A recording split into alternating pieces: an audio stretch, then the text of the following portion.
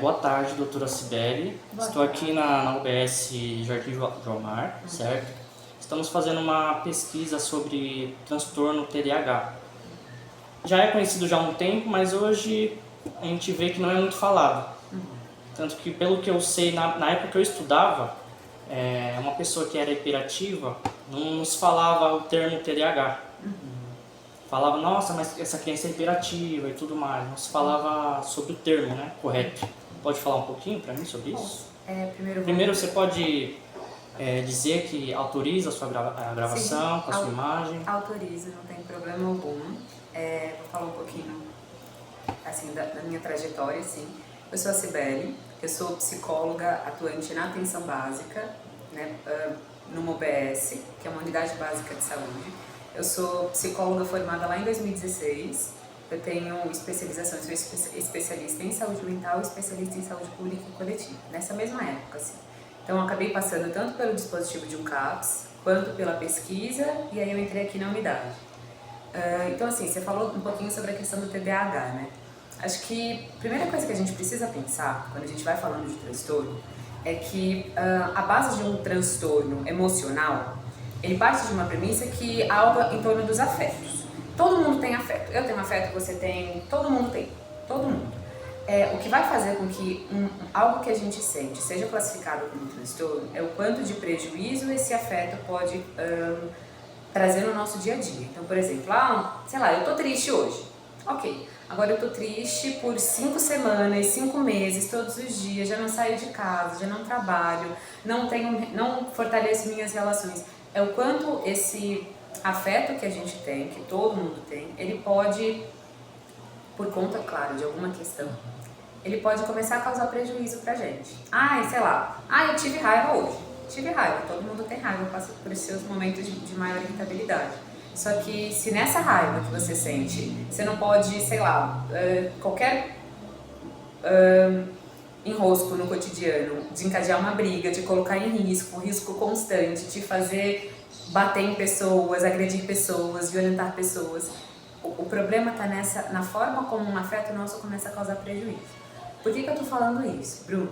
Porque quando a gente vai falando do TDAH, ou do TDA, ou do TDAH, a gente vai falando de um processo de adoecimento, de classificação, não é tão nova assim, porque ele surge lá no século passado, a classificação, mas de fato há uma difusão muito maior hoje em dia. Por quê? E aí é onde a gente precisa pensar. Eu parto de uma premissa de uma psicologia crítica. O que isso quer dizer? Que eu tomo muito, muito, muito cuidado no cotidiano para não patologizar coisas que são, que fazem parte, que compõem o desenvolvimento. Por que eu estou falando isso? Porque quando a gente fala do TDAH e há uma hiperatividade, crianças são as mais acometidas hoje, muito precocemente inclusive.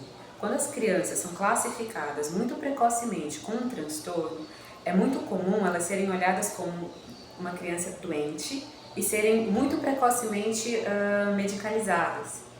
Então, assim, acaba que a criança, como sendo qualquer criança que tem são agitadas. A gente é agitado no cotidiano, que a gente vai encontrando recursos. Bruno trabalha de manhã, estuda à tarde, faz academia à noite e sai para tal lugar. A gente tem possibilidades que uma criança de 4, 5, 6, 7 anos de idade não tem. A criança acaba tendo um óculos diferente do nosso e ferramentas, até porque a criança viveu 4 anos, a gente vive anos e anos e anos para poder criar recurso, para poder dispersar essa energia. A criança, quando eu falo isso, Bruna, eu não estou dizendo de questões que não podem acontecer, por exemplo, corolárias a um processo de adoecimento neuronal. Por exemplo, uma criança tem um quadro convulsivo e esse quadro convulsivo acabou desencadeando outros adoecimentos. Eu não estou dizendo dessa criança que tem um histórico biológico, um quadro biológico clínico que precisa ser trabalhado. Eu digo em torno de uma criança como qualquer outra criança sem outros adoecimentos paralelos. O transtorno é muito importante, acho que fato.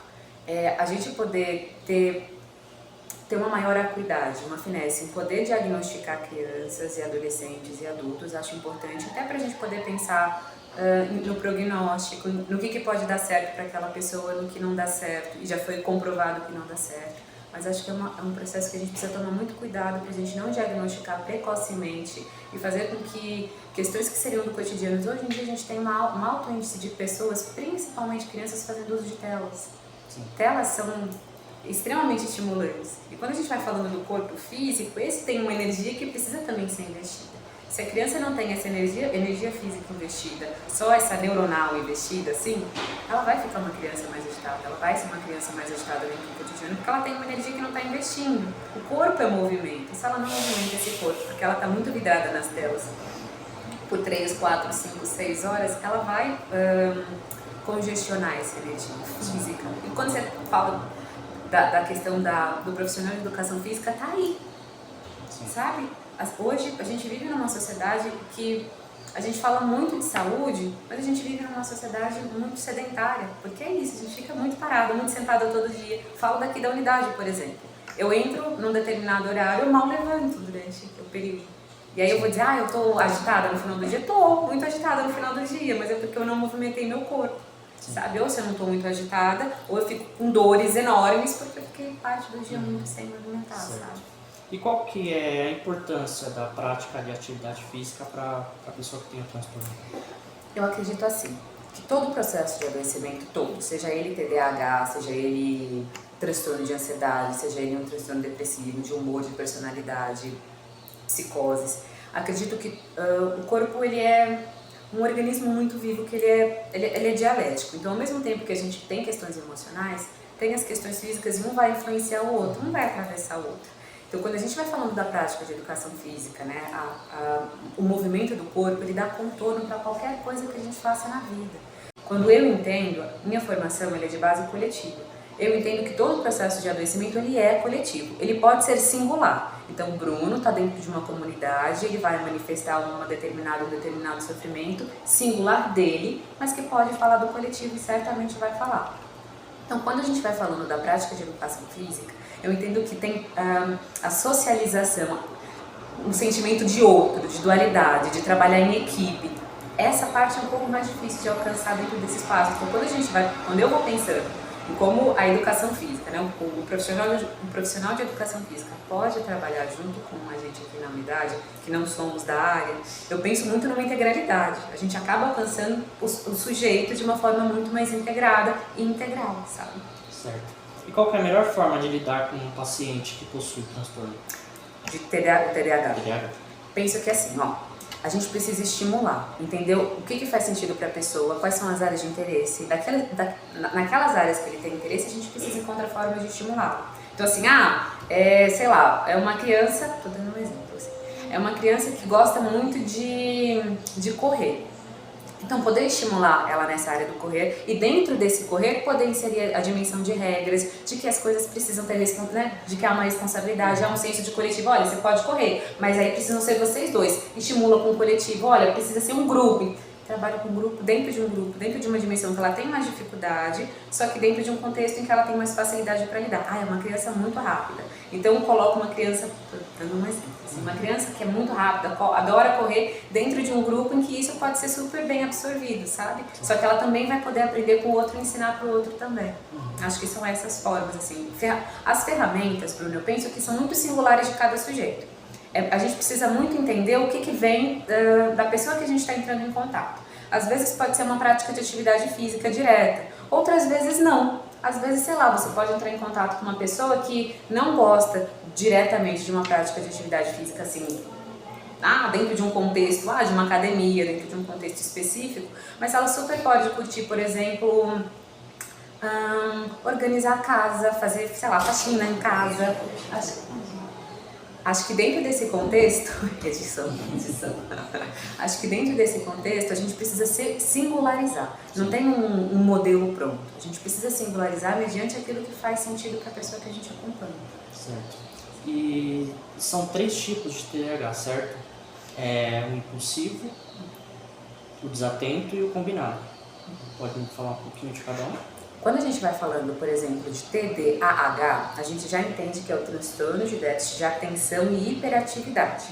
De novo, eu parto de uma premissa que eu entendo que o TDAH, muitas vezes, ele é utilizado como uma forma de individualizar um adoecimento coletivo.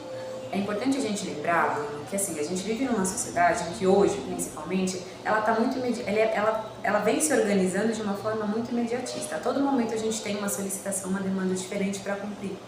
Então, quando a gente vai pensando nessa demanda constante, a gente não tem de fato tanto tempo para poder pensar em outras coisas, inclusive na nossa própria saúde.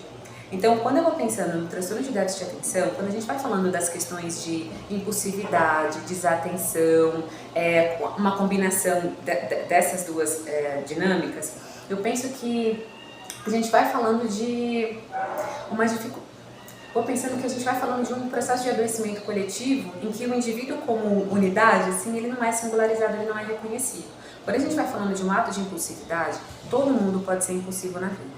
Só que a gente precisa entender que o ato impulsivo, ele acaba sendo o ato inconsciente diante de uma série de ameaças. Então a impulsividade, ela vai surgir quando a gente ainda não tem uma compreensão mais segura do que é regra, do que é limite. Então, assim, quando a gente vai falando da impulsividade, veja se faz sentido, Bruno. A gente nasce dentro de um contexto familiar, social, seja ele qual for. Há aquelas pessoas que são criadas pelos pais, pelos avós, por instituições. Quando a gente vai falando dos diferentes espaços ambientais que cada pessoa é criada, a gente vai entendendo que o contexto social é que vai apresentando para a criança e para a pessoa aquilo que o contexto entende como, olha, isso aqui é o certo, isso aqui é o errado. E a gente precisa sempre, Bruno, sempre de um contorno. O contorno é que vai dar a ideia pra gente do que é seguro e do que não é. Quando a gente vai falando de um transtorno hiperativo ou um transtorno de impulsividade, a gente vai entendendo que essa dimensão entre o que é eu e o que é o outro, ela se fundiu. Então eu não tenho a compreensão plena do que é meu, para eu me sentir invadido ou não, e do que é o outro, de qual movimento eu possa fazer que pode invadir o outro. É muito comum, por exemplo, quando a gente vê crianças muito pequenininhas mesmo, 1 ano, 2 aninhos de idade, às vezes ela bate. E aí o adulto fica enfurecido e fala, nossa, não pode bater, e às vezes bate na criança de volta. A impulsividade, ela é um reflexo. Só que esse é o X. Conforme a gente vai crescendo, a ideia que a gente vai construindo é que a gente vai podendo acessar diferentes recursos para a gente poder direcionar essas impulsividades, esses reflexos, para que eles sejam de forma consciente. E o que é um reflexo ou um impulso de uma forma consciente?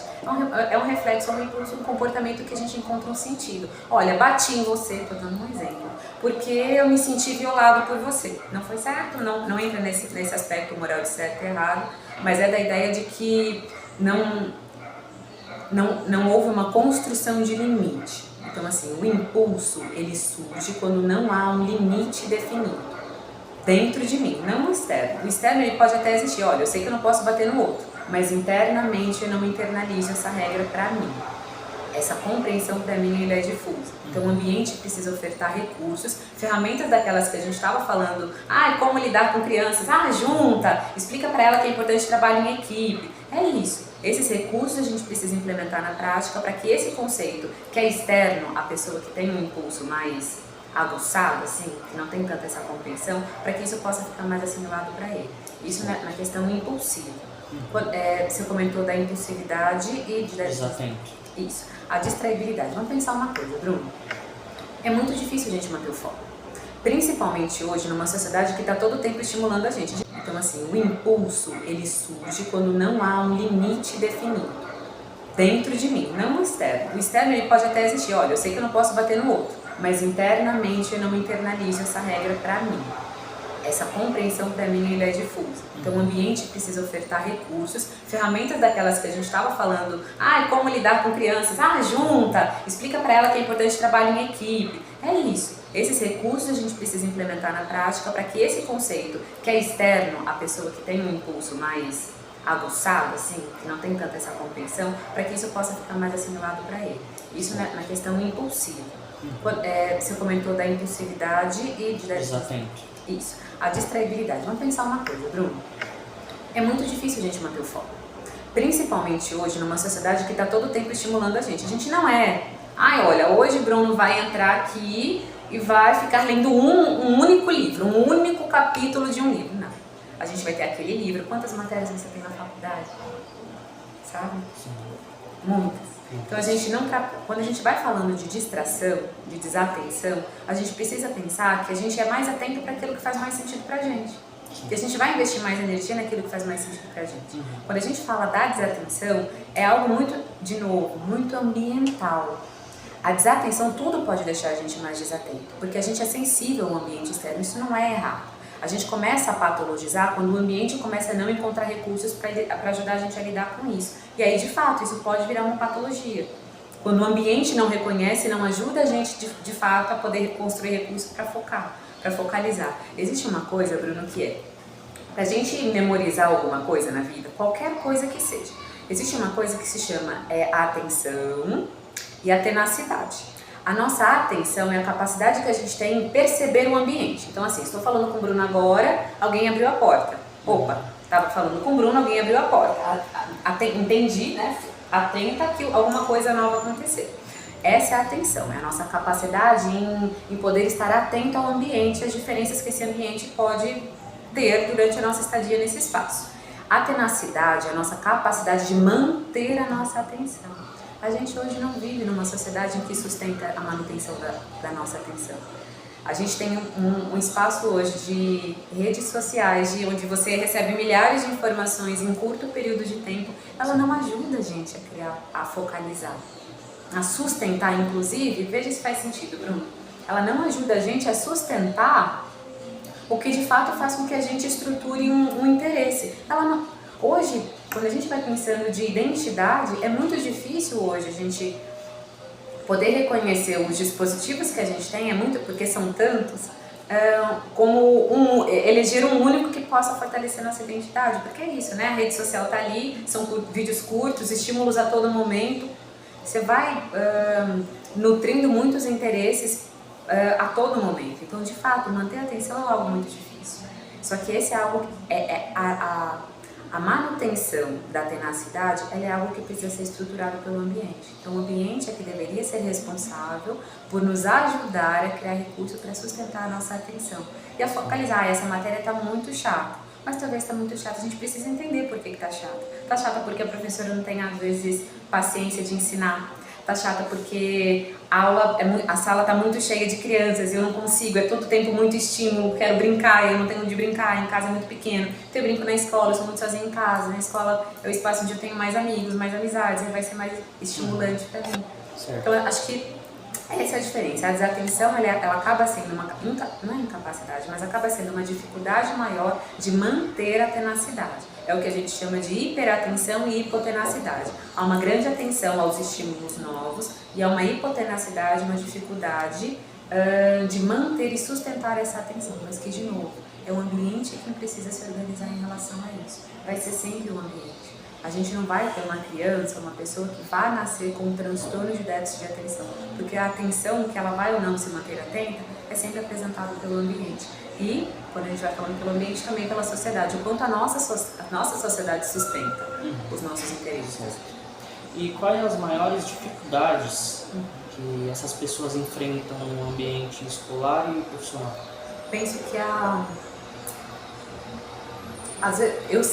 gente aqui na unidade, como atenção básica, a gente acaba fazendo alguns trabalhos nas escolas, tanto na EMEFs, EMEIs, escolas estaduais, SEIs dos pequenininhos. Eu sinto que a maior dificuldade é, primeiro, da família, que acaba não compreendendo. Acho que talvez essa seja a maior dificuldade, a não compreensão. A não compreensão do transtorno como sendo de base social, como a gente como sociedade também tendo uma participação na dificuldade da pessoa, sabe? Penso que os estereótipos, o preconceito, a dificuldade do outro entender que há uma dificuldade real e não é frescura, mas que isso temos, Bruno, em todas as questões de saúde mental. Numa depressão que há anos atrás era frescura, era tida como frescura, numa ansiedade que há tempos atrás também era tida como frescura. Ai, vou lavar uma louça. A gente vive numa sociedade que estimula muito e nutre muito o preconceito. Mas a gente cria preconceito, é um preconceito porque a gente ainda não conhece. Às vezes por falta de conhecimento, né? Conhecimento, falta de... Existe uma coisa, Bruno, que é dentro do processo de aprendizagem, a gente entende como alfabetização. A gente se alfabeta todo o tempo. Hoje existe o TDAH, TDA. Existem muitos transtornos, a gente aprende isso. Mas letrar, se sentir apropriado daquilo, acho que envolve também, socialmente falando, a capacidade que a gente tem em se aprofundar num tema. Acho que a gente, o preconceito ele se baseia numa superficialidade de um conceito. Acho que a gente precisa, como sociedade, se aprofundar para poder aprender o conceito também, sabe? E encontrar também as melhores formas, o que mais faz sentido, que possa nos ajudar a encontrar uma forma de lidar e ajudar as pessoas que têm transtorno também a lidar com ele. Mas que a gente precisa também entender qual é a nossa função e a nossa participação para que o transtorno aconteça. Certo. Então, acho que essa é a diferença. A desatenção, ela acaba sendo não é incapacidade, mas acaba sendo uma dificuldade maior de manter a tenacidade. É o que a gente chama de hiperatenção e hipotenacidade. Há uma grande atenção aos estímulos novos e há uma hipotenacidade, uma dificuldade de manter e sustentar essa atenção. Mas que, de novo, é o ambiente quem precisa se organizar em relação a isso. Vai ser sempre o ambiente. A gente não vai ter uma criança, uma pessoa que vai nascer com um transtorno de déficit de atenção, porque a atenção, que ela vai ou não se manter atenta, é sempre apresentada pelo ambiente. E, quando a gente vai falando pelo ambiente, também pela sociedade, o quanto a nossa sociedade sustenta os nossos interesses. E quais as maiores dificuldades que essas pessoas enfrentam no ambiente escolar e profissional? Penso que a gente aqui na unidade, como atenção básica, a gente acaba fazendo alguns trabalhos nas escolas, tanto na EMEFs, EMEIs, escolas estaduais, SEIs dos pequenininhos. Eu sinto que a maior dificuldade é, primeiro, da família, que acaba não compreendendo. Acho que talvez essa seja a maior dificuldade, a não compreensão do transtorno como sendo de base social, como a gente como sociedade também tendo uma participação na dificuldade da pessoa, sabe? Penso que os estereótipos, o preconceito, a dificuldade do outro entender que há uma dificuldade real e não é frescura, mas que isso temos, Bruno, em todas as questões de saúde mental. Numa depressão que há anos atrás era frescura, era tida como frescura. Numa ansiedade que há tempos atrás também era tida como frescura. Ai, vou lavar uma louça. A gente vive numa sociedade que estimula muito e nutre muito o preconceito. Mas a gente cria preconceito, é um preconceito porque a gente ainda não conhece. Às vezes por falta de conhecimento, né? Conhecimento, falta de...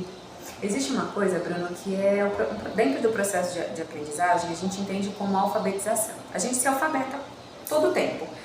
Hoje existe o TDAH, TDA. Existem muitos transtornos, a gente aprende isso. Mas letrar, se sentir apropriado daquilo, acho que envolve também, socialmente falando, a capacidade que a gente tem em se aprofundar num tema. Acho que a gente, o preconceito ele se baseia numa superficialidade de um conceito. Acho que a gente precisa, como sociedade, se aprofundar para poder aprender o conceito também, sabe? E encontrar também as melhores formas, o que mais faz sentido, que possa nos ajudar a encontrar uma forma de lidar e ajudar as pessoas que têm transtorno também a lidar com ele. Mas que a gente precisa também entender qual é a nossa função e a nossa participação para que o transtorno aconteça. Certo. E de 100% dos seus pacientes, quantos por cento você pode afirmar que possuem transtorno? De novo, aqui na unidade, a gente atende muitas crianças que vêm encaminhadas direto da escola. Quando a escola ela faz um relatório, é muito comum a gente entender, a escola descrever a criança como uma criança muito agitada, muito inquieta, não para quieta no lugar, está sempre em movimento, não obedece regras, não... E o trabalho que a gente acaba fazendo, Bruno, é muito em relação ao ambiente, com a escola. Então, assim, dos casos de criança, que vem mais crianças hoje, adulto ainda é muito mais difícil chegar com essa queixa. Então, vem muito mais crianças. No geral, assim, das crianças que eu atendo, dos 100% de crianças que eu atendo, provavelmente uns 80% a 90% das crianças que eu atendo vêm com a queixa sempre escolar ou da família, nunca da própria criança. Inclusive, a criança, quando está aqui na unidade, ela acaba interagindo melhor com outras crianças, mas dentro dos ambientes em que ela circula, é onde acaba